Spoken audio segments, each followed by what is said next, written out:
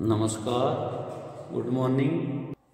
मैं ओम प्रकाश मेहरा आज आपको बीए पार्ट सेकंड राजनीति विज्ञान पेपर भारतीय राज्य व्यवस्था और शीर्षक हमारा ये हमारा टॉपिक, ये हमारा शीर्षक भारतीय राष्ट्रीय एकता के सम्मुख आने वाली समस्याओं का टॉपिक। इससे पहले हमने 5 टॉपिकों का अध्ययन कर लिया था। इस टॉपिक में हमने जो अध्ययन किया था उसमें आज तक जो अध्ययन किया वो हमने किया था संसदीय शासन व्यवस्था, एक दलीय सरकार, मिलीजुली सरकार। दूसरा हमारा अध्ययन था मिलीजुली सरकार के लक्षण। तीसरा हमारा इसी टॉपिक में था मिलीजुली सरकार तथा संयुक्त सरकारों के प्रतिमान रूप। चौथा हमारा था भारतीय राजनीति और मिलीजुली सरकार। फिर हमने मिलीजुली सरकारों, भारत में राजनीतिक मिलीजुली सरकारों के हमने 2 भागों में वर्णन किया। एक तो राज्य स्तर पर मिलीजुली सरकारें और एक केंद्रीय स्तर पर मिलीजुली सरकारें। राज्य स्तर पर जो मिलीजुली सरकारें थी उनका भी हमने 2 भागों में अध्ययन किया। चतुर्थ आम चुनाव से पहले की मिलीजुली सरकारें और चतुर्थ आम चुनाव के बाद की मिलीजुली सरकारें। फिर हमने मिलीजुली सरकारों की विशेषताओं की बात की तथा भारतीय राजनीति में उनका क्या प्रभाव पड़ा इस बारे में हमने अध्ययन किया। नेक्स्ट जो हमारा ये जो राज्यों की मिलीजुली सरकारें थी उसके बाद हमने जो टॉपिक वर्तमान में चल रहा है वो केंद्र में मिलीजुली सरकार, केंद्र में मिलीजुली अर्थात गठबंधन सरकार, केंद्र में मिलीजुली अर्थात गठबंधन सरकार, ये हमारा अध्ययन चल रहा था। इस अध्ययन में हमने केंद्र सरकार में मिलीजुली सरकारों का कल तक जो अध्ययन किया वो पहली जो मिलीजुली सरकार थी वो थी हमारे 1970 से 1979, जिसको हम जनता पार्टी सरकार कहते हैं, जिसको हम जनता पार्टी सरकार।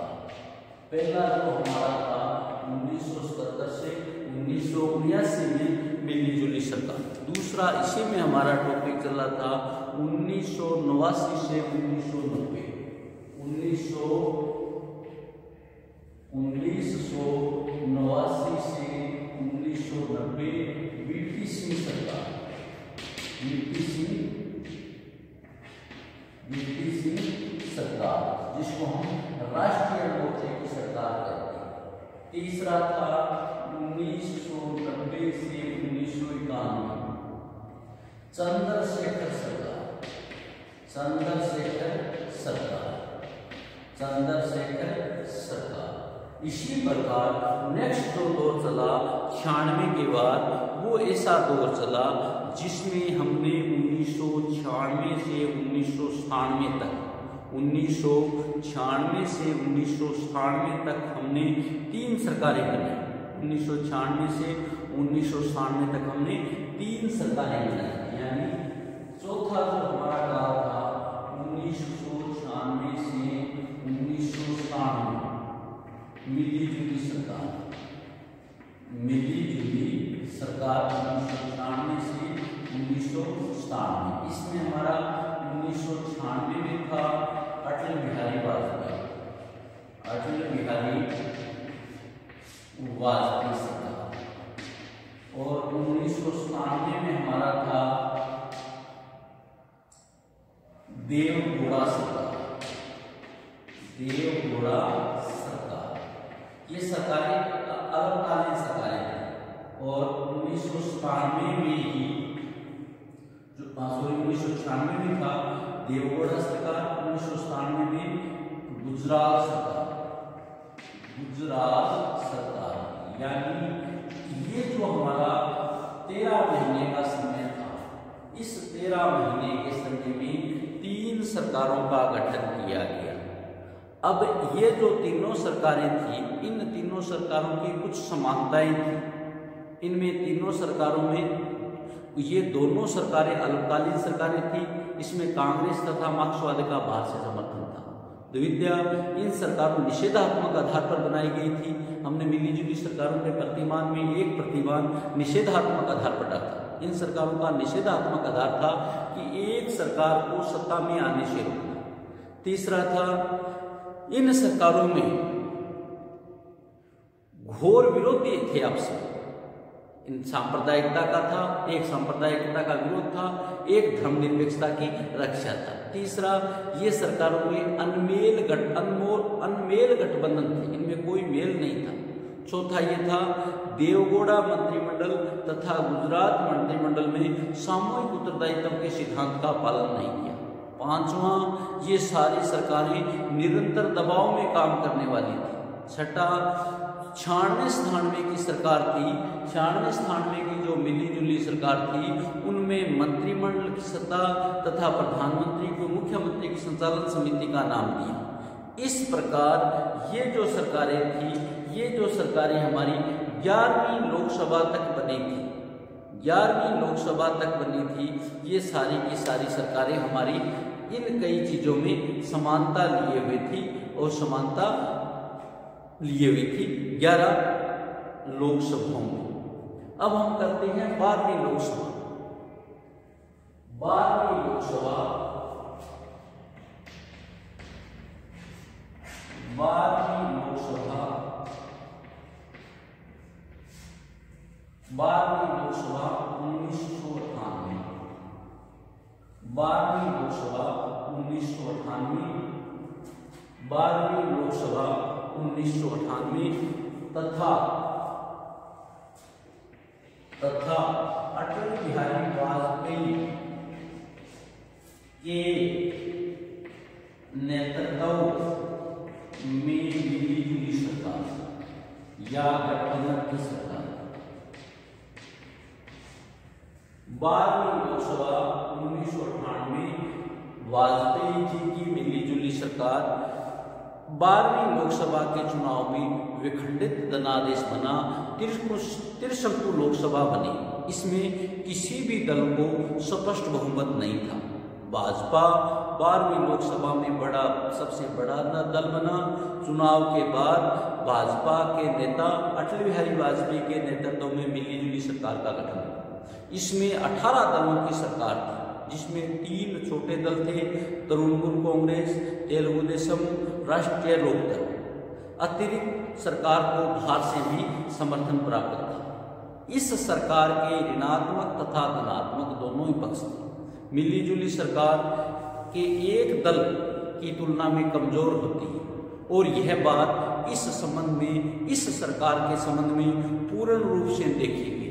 भागीदारी दलों में कोई वैचारिकता न होने के कारण सरकार निरंतर दबाव प्रतिदबाव की स्थिति का सामना करना पड़ा। लेकिन साथ ही इस सरकार में धनात्मक पक्ष थे। आज भी भारतीय राजनीति में सबसे अधिक शक्तिशाली व्यक्तित्व द्वारा इस सरकार का नेतृत्व किया जा रहा था। प्रधानमंत्री तथा सरकार के बीच सुसंगठित राजनीतिक दल की शक्ति नहीं थी। जनता के नेतृत्व के प्रति उत्साह की स्थिति थी।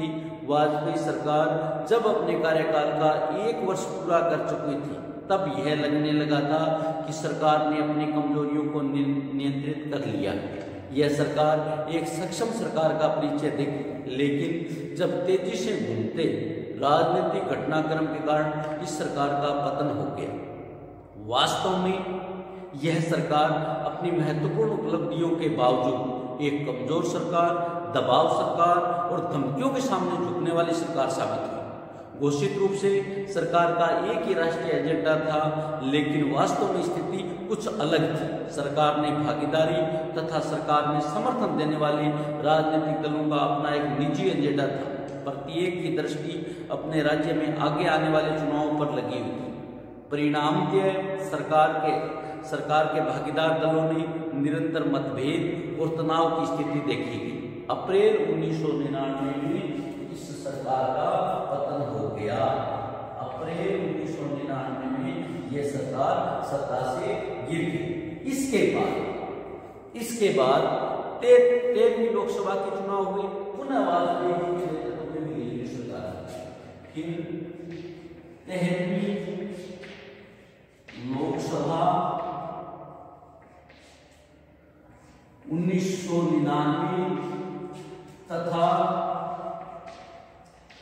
पुनः अटल बिहारी वाजपेयी जी के नेतृत्व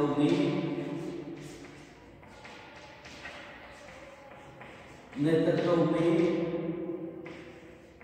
मिली जुली सरकार बनी। ये सरकार बनी मई 1999। देखिए 13वीं लोकसभा में एक विशेषता ये रही, इसमें चुनाव से पहले दो गठबंधन बन गए थे। एक तो हमारा एनडीए बन गया था बीजेपी के नेतृत्व में, दूसरा यूपीए बन गया था कांग्रेस के नेतृत्व में। इस प्रकार इस 13वीं लोकसभा के चुनाव में उससे पहले की सिचुएशन ये रही कि इसमें उस चुनाव से पहले दो गठबंधन बन गए थे, दोनों गठबंधन आपस में चुनाव लड़े। 13वीं लोकसभा के चुनाव पूर्व गठित एक राजनीतिक गठबंधन राष्ट्रीय जनतांत्रिक गठबंधन एनडीए नेशनल डेमोक्रेटिक फ्रंट ने बहुमत प्राप्त कर वाजपेयी जी के नेतृत्व में गठबंधन सरकार का गठन किया। इस सरकार में साझेदार दलों की संख्या बदलती रही, लेकिन सदैव ही 20 से अधिक राजनीतिक दल इसमें रहे। इसमें क्या कुछ दल आते गए कुछ जाते रहे, इस प्रकार से 20 से अधिक दल रहे। मिली जुली सरकार में मूल लक्षण और मूल कमजोरी दबाव प्रति दबाव की स्थिति इस सरकार में थी, लेकिन इस सरकार का धनात्मक भी मजबूत था। ये ऋणात्मक आधार पर गठित नहीं थी, ये इस आधार पर गठित थी कि हमें बीजेपी की सरकार बनानी है और वाजपेयी को देश का प्रधानमंत्री बनाना है।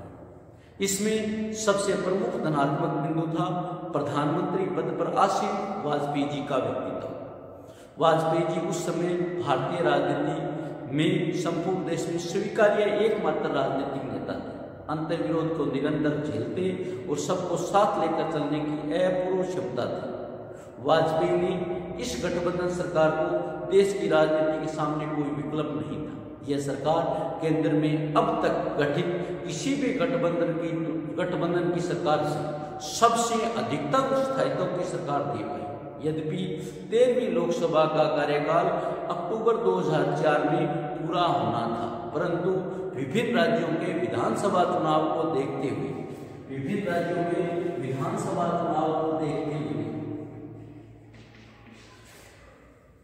विभिन्न राज्यों में मई में विधानसभा चुनाव हो रहे थे। उन चुनावों को देखते हुए सरकार ने समयपूर्वक 13वीं लोकसभा को विघटित किया तथा 14वीं लोकसभा का चुनाव फरवरी 2004 में करवाने की घोषणा की। इस प्रकार 14वीं लोकसभा के चुनाव मई 2004 में हुए। 14वीं लोकसभा की गठबंधन की सरकार। नेक्स्ट हमारा है 14वीं लोकसभा जो मई 2004 में गठित तथा डॉक्टर मनमोहन सिंह के नेतृत्व में सरकार का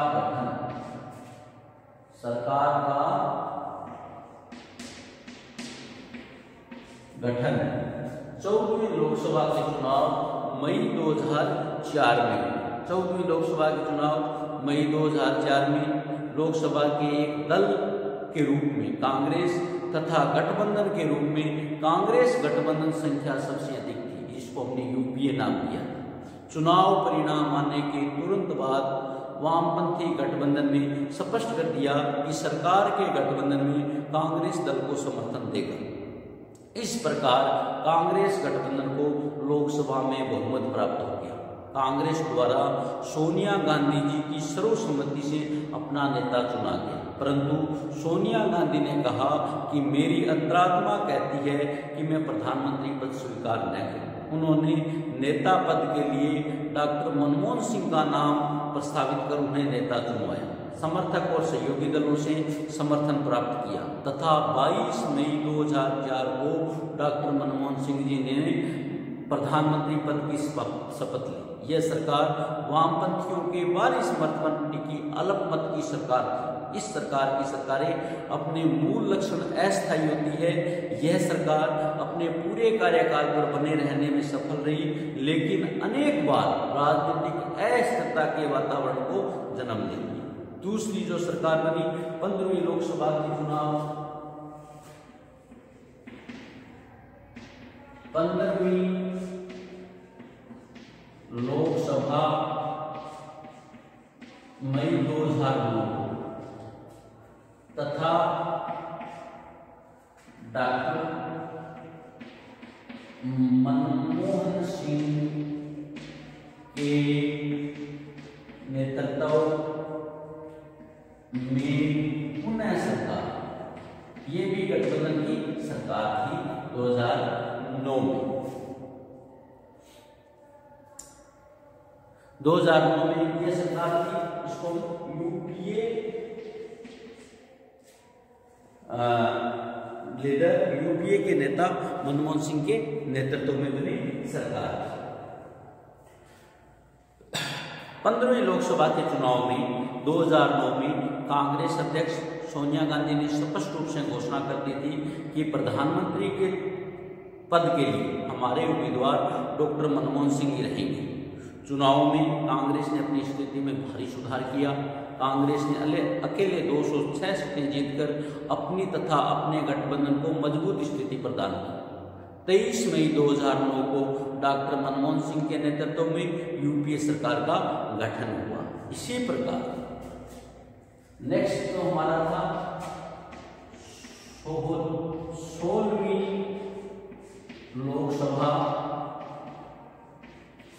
लोकसभा मई 2014 तथा एनडीए श्री नरेंद्र मोदी के नेतृत्व में सरकार, यह भी एक मिलीजुली सरकार थी। यह भी एक मिलीजुली सरकार थी। नेशनल डेमोक्रेटिक फ्रंट या जनतांत्रिक गठबंधन, राष्ट्रीय जनतांत्रिक गठबंधन। 16वीं लोकसभा के चुनाव में भाजपा के नेतृत्व वाली राष्ट्रीय जनतांत्रिक गठबंधन एनडीए को भारी सफलता मिली। भाजपा को अकेले 282 सीटों पर विजय प्राप्त कर स्पष्ट बहुमत प्राप्त कर लिया। लगभग 3 दशक के अंतराल के बाद, यानी 1984 के बाद, लगभग 3 दशक के अंतराल के बाद किसी राजनीतिक दल ने अकेले लोकसभा में बहुमत प्राप्त किया। अब उसे गठबंधन के साझेदारों के मनमानी तथा दबाव को नहीं झेलना पड़ेगा। भाजपा ने सितंबर 2013 में नरेंद्र मोदी को पार्टी का प्रधानमंत्री पद का उम्मीदवार घोषित कर दिया। मोदी के नेतृत्व में व्यापक प्रचार अभियान देश में चलाया गया। भारतीय जनता पार्टी संसदीय दल तथा एनडीए ने सर्वसम्मति से नरेंद्र मोदी को अपना नेता चुना। 26 मई 2014 को श्री नरेंद्र मोदी के नेतृत्व में एनडीए सरकार का गठन हुआ। मोदी मंत्रिमंडल में तेलुगु देशम, अकाली दल, शिवसेना, राष्ट्रीय लोक समता पार्टी जैसे घटक दलों के प्रतिनिधि शामिल हुए। नेक्स्ट है, पहले हमने जिस प्रकार से राज्यों में जो सरकार बनी उनमें समान बातें क्या थी। अब इनमें जो केंद्र में मिलीजुली सरकार बनी उसमें समान बातें, इनमें समान बातें क्या है? समान बातें किसकी? मिलीजुली सरकार की। मिलीजुली सरकार या गठबंधन सरकार की समान बातें क्या है? समान बातें कौन कौन सी है? नंबर 1, 1977 में गठित जनता पार्टी सरकार को स्पष्ट तथा संपूर्ण अर्थों में जनादेश प्राप्त था। 1989 में राष्ट्रीय मोर्चा को बहुत सीमा तक जनादेश प्राप्त था। 12वीं लोकसभा चुनाव के बाद गठित सरकारों को कुछ अंशों में जनादेश प्राप्त था। तुलनात्मक दृष्टि से 13वीं लोकसभा चुनाव के बाद मिलीजुली सरकारों की कुछ स्थिति अच्छी थी। 14वीं तथा 15वीं लोकसभा में गठित यूपीए सरकार को निर्धारित कार्यकाल पूरा किया 5 वर्ष पूरे हुए। 15वीं लोकसभा में भी स्थिति में भारी सुधार हुआ और कांग्रेस ने अकेले 206 सीटें जीतकर गठबंधन की स्थिति को पहले से और अधिक मजबूत किया। इसी प्रकार 2014 में 16वीं लोकसभा में वाजपेयी जी के नेतृत्व में गठित नरेंद्र भाई मोदी के नेतृत्व में गठित जनतांत्रिक गठबंधन, राष्ट्रीय जनतांत्रिक गठबंधन एनडीए ने भारी सफलता प्राप्त की और एनडीए में भारतीय जनता पार्टी को अकेले 282 सीटें मिली।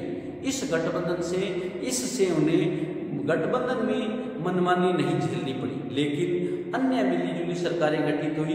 इन परिस्थितियों में जिनको स्पष्ट जनादेश प्राप्त नहीं था, ये सरकारें जनादेश नहीं बल्कि ऐसी मिलीजुली सरकारें राजनीतिक परिस्थितियों में राजनीतिक व्यवस्था का परिणाम रही। एक बात इन सरकारों की वैधता तथा औचित्य को आघात पहुंचा। लोकतंत्र में जनादेश के बिना शासन एक विडंबना रहती है। लोकतंत्र में जनादेश के बिना सरकार की एक विडंबना है। इसमें दूसरी इन सरकारों की जो समानवाद थी, ये सरकारें सारी दिशाहीन सरकारें थी, इनका कोई मापदंड नहीं था। ये जनता को ऐसी सरकारों से भारी निराशा मिली जिससे जनता का मनोबल डाउन हुआ।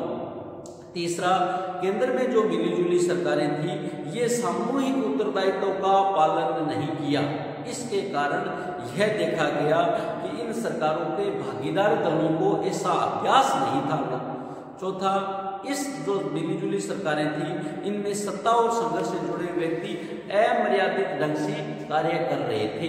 पांचवा, सबसे महत्वपूर्ण पांचवा, ये जितनी भी सरकारें थी 70, 89, 91, 96, 96, 97, 98, 99, 2004, यहाँ तक कि जितनी भी सरकारें थी वो सारी की सरकारों का कार्यकाल अनिश्चित रहा। छठा, इसमें एक बात मुख्य रूप से देखी गई कि भारतीय राजनीति में राजनीतिक अभिजन ने एक वर्ग ने अनेक बार कही कि एक दल की सरकार केंद्र में एक दलीय सरकारों को केंद्रीकरण को जन्म दिया। इस प्रकार हमने इन सरकारों की सबसे बड़ी बात जो 6 समानताएं दिखाई, 6 समानताओं का अध्ययन किया। इसी प्रकार हम इनके सुझावों की भी बात कल करेंगे। तब तक आप देख लीजिए, हमने मिलीजुली सरकार मिलीजुली सरकार की उनका अध्ययन किया। 77 से 98 में जनता पार्टी की सरकार बनी, जिसके नेता बने मोरारजी देसाई, और वो सरकार अल्पकाल समय में गिर गई। 89 में 90 में राष्ट्रीय मोर्चा की सरकार का गठन किया गया और उसके नेता बने, प्रधानमंत्री बने वीपी सिंह। 90 से 91 में सरकार का गठन किया गया। वीपी सिंह सरकार के गिरते ही चंद्रशेखर सरकार का किया गया, पर वो 6 महीने ही पूरे नहीं कर पाए। फिर हमने 96 से 97 की गठबंधन की बात की। 96 से 97 की जो सरकारें बनी वो 13 माह में 3 सरकारें बनी। 96 में 13 दिन के लिए अटल बिहारी वाजपेयी की सरकार बनी।